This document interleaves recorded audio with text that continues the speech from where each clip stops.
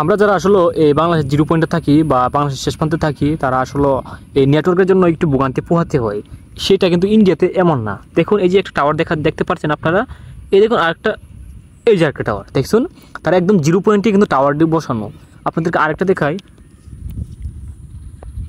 এই যে লক্ষ্য করতে পারছেন আরেকটি টাওয়ার। হ্যাঁ, এই যে দেখতে পাচ্ছেন আপনারা একটা টাওয়ার, তারা মোটামুটি 4-5 কিলো দূর দূর একটি করে টাওয়ার বসানো আছে। তাদের কোনো নেটওয়ার্কের কোনো যন্ত্রণা বুক করতে হয় না।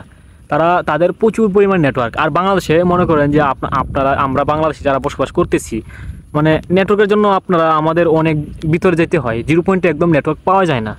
আমরা যাদের বাড়িঘর জিরো পয়েন্টে আছে তারা কিন্তু নেটওয়ার্ক একদমই আপনারা এই মানে আমরা নেটওয়ার্কের জন্য একটু কষ্ট করতে হয়। সেটা কিন্তু ইন্ডিয়াতে এমন না। দেখতে পাচ্ছেন, আপনাকে প্রমাণ দেখে দিলাম 3টা টাওয়ার। এই যে একটা,